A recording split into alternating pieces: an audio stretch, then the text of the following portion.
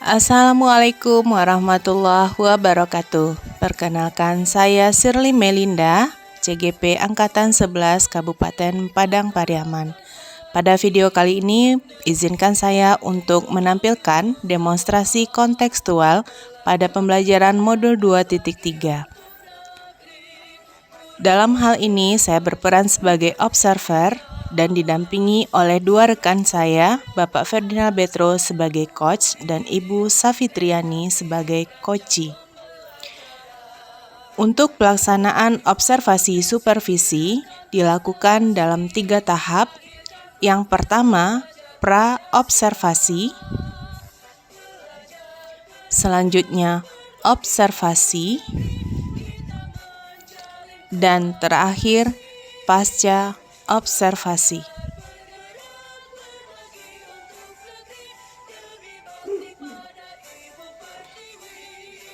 Berikut tampilan dari praktik yang telah kami laksanakan pada demonstrasi kontekstual. Selamat menyaksikan.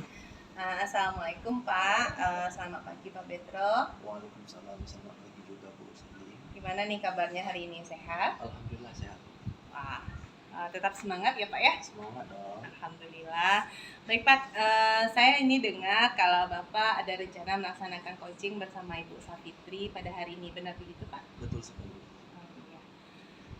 Mengenai kegiatan coaching yang akan Bapak lakukan, apa nih persiapan yang sudah Bapak lakukan dengan calon coaching? Iya Bu, persiapan awal saya tentu mengatur jadwal dengan Ibu Safitri. Kami juga sudah sepakat untuk melaksanakan coaching pada siang ini pukul 14 di perpustakaan Bu. Oke, baik. Kehadiran saya di sini Pak untuk memberikan dukungan terhadap kompetensi coaching yang akan Bapak laksanakan nanti bersama Ibu Safitri ya. Nah, saya akan mengamati proses coaching yang Bapak lakukan. Nah, apakah Bapak sudah siap untuk melaksanakan proses coaching bersama Ibu Safitri? Insya Allah Bu, saya sudah siap Bu. Saya juga berterima kasih juga nih kepada Ibu Shirley yang telah bersedia menjadi pengamat proses coaching saya yang akan saya lakukan. Oke Pak. Nah, sebelum proses coaching dimulai, mungkin ada beberapa hal yang perlu kita diskusikan. Bapak sudah menyiapkan rubrik penilaian untuk coaching kali ini? Sudah Bu, saya berencana akan melakukan proses coaching mengatur alur tirta, lalu juga menerapkan prinsip dan kompetensi coaching. Oh iya. Oke Pak. Nah, jadi sebagaimana mungkin sudah sama-sama kita pahami, alur tirta itu kan terdiri dari tujuan umum, identifikasi masalah, rencana aksi, dan juga tanggung jawab ya Pak ya. Nah, sementara untuk penggunaan prinsip coaching itu membentuk kemitraan dengan coachee, kemudian menggali potensi coachee dengan proses kreatif, kemudian memaksimalkan potensi yang dimiliki oleh coachee. Dan selanjutnya kompetensi inti dari coaching itu kan yang perlu kita perhatikan adalah yang pertama kehadiran penuh ya, kemudian mendengarkan dengan aktif, mengajukan pertanyaan yang berbobot, dan juga mendengarkan dengan rasa. Nah, rasa di sini yang dimaksudkan adalah receive atau diterima, kemudian appreciate atau apresiasi, setelah itu summarize atau merangkum, dan juga ask atau bertanya. Nah, jadi selanjutnya nih Pak, kompetensi coaching apa yang ingin Bapak kembangkan pada saat observasi nanti? Iya Bu, kompetensi inti yang akan saya kembangkan adalah kehadiran penuh, mendengarkan aktif, mengajukan pertanyaan berbobot, dan juga mendengarkan dengan rasa. Berarti keempat kompetensi inti ya Pak yang ingin Bapak kembangkan.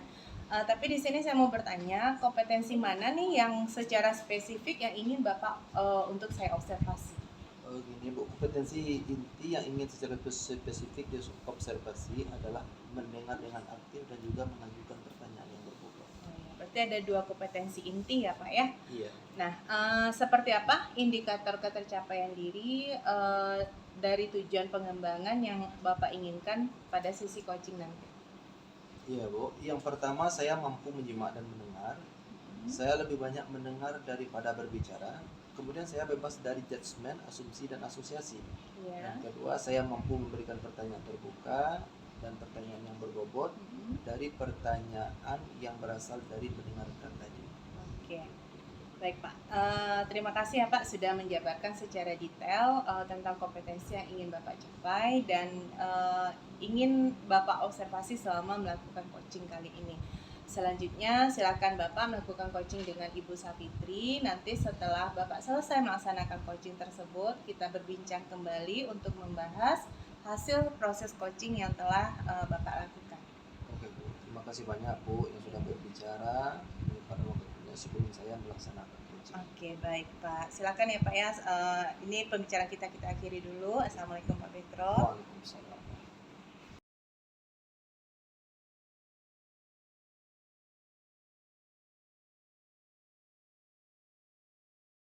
Assalamualaikum, selamat siang Pak Petro. Waalaikumsalam. Selamat siang juga Upit. Bagaimana nih Upit kabarnya siang ini? Alhamdulillah sehat. Oh ya Upit, kemarin katanya Upit mau cerita ya tentang masalah yang Upit hadapi. Benar Pak Petro, karena saat ini saya butuh coaching dari Pak Petro. Oh ya, kira-kira nih Upit, apa yang ingin Upit peroleh dari pembicaraan singkat kita pada siang hari ini? Saya ingin mencari solusi dari masalah yang sekarang ini sedang saya hadapi Pak Petro. Oke Upit, coba cerita sama saya Upit. Sebenarnya seperti apa kira-kira masalah yang sedang Upit hadapi? Begini ya Pak Petro, saat ini saya mengajar di kelas 5.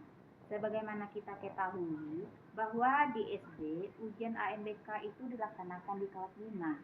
Nah, minggu kemarin siswa kelas 5 sudah mulai melakukan simulasi ANBK.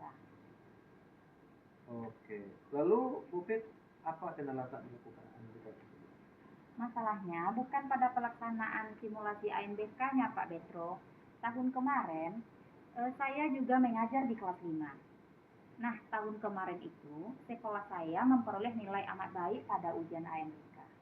Ya bagus dong. Alhamdulillah. Masalahnya sekarang, saya kekurangan waktu saat mengajarkan materi, baik itu materi pelajaran wajib maupun materi pelajaran ANBK. Karena nilai sekolah saya tahun kemarin itu literasinya mencapai 97 dan numerasinya itu kalau nggak salah 75% Pak Betro. Oleh karena itu, sekolah kami mendapatkan bos kinerja. Bagus ya Bu Pet ya nilainya.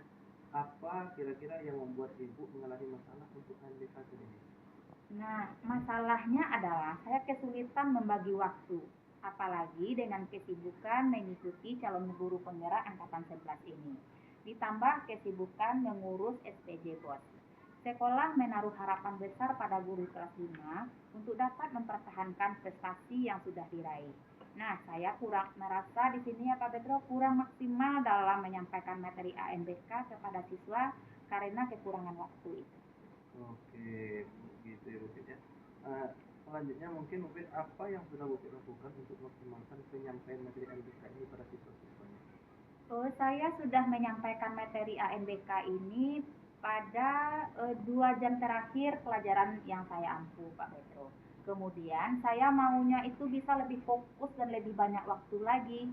Karena apa? Karena ANBK ini akan diadakan pada minggu kedua di bulan Oktober ini. Oke, jadi ANBK siswa Ibu akan dilaksanakan pada minggu kedua bulan Oktober ya Bu ya. Iya. Tapi Ibu masih merasa belum maksimal memberikan materi pada siswanya gitu. Nah, benar Pak Petro. Jadi apa rencana Bu Pit ke depan untuk mengefektifkan waktu yang lebih kurang 2 minggu ini?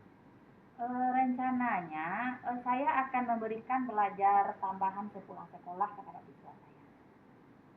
Oke, bagus itu Bu Pit. Selain itu apa kira-kira rencana lainnya? Saya juga berencana memberikan tugas dengan melakukan simulasi di rumah bagi siswa dengan menggunakan HP orang tuanya masing-masing. Lalu setelah itu membagikan hasil kerja masing-masing itu di grup WA. Lalu saya akan menganalisis materi mana siswa yang belum menguasainya. Sehingga pada saat belajar tambahan sore, saya bisa membahas materi yang masih belum dikuasai oleh siswa saya. Wah, bagus ya Bu Pit ya. Jadi Bu Pit bisa fokus pada materi-materi yang belum dikuasai siswa. Iya, kira-kira memang seperti itu rencana saya Pak Petro. Oke, mungkin Bu Pit kapan nih kira-kira Bu Pit akan mulai rencana? Untuk tugas simulasi ini ya Pak Betro, saya akan menyuruh siswa memulainya itu hari Jumat dan Sabtu. Jadi 2 hari itu, kemudian hari Minggunya saya akan menganalisis hasil kerja siswa saya, dan Seninnya saat saya mengajar tambahan kepada siswa, saya bisa langsung memberikan materi yang memang belum dikuasai oleh siswa. Wah, gitu ya. Karena semakin cepat mungkin lebih baik. Iya, benar Pak Betro. Saya harus bisa menggunakan waktu yang singkat ini secara maksimal. Oke, Bu Pe. Jadi nih bagaimana nih Bu Pe? Apakah sudah dapat solusi dari masalah yang sedang Bu Pe hadapi? Alhamdulillah sudah Pak Betro. Terima kasih ya sudah mau mendengar cerita saya hari ini. Sekarang saya sudah merasa lega karena sudah tahu langkah apa yang harus saya ambil ke depan. Alhamdulillah, sama-sama juga Bu Pe. Semoga siswa Bu Pe itu bisa mempertahankan prestasi yang sudah diperoleh saya Bu Pe ya. Ya, amin. Terima kasih Pak Petro. Sama-sama Bu Pe.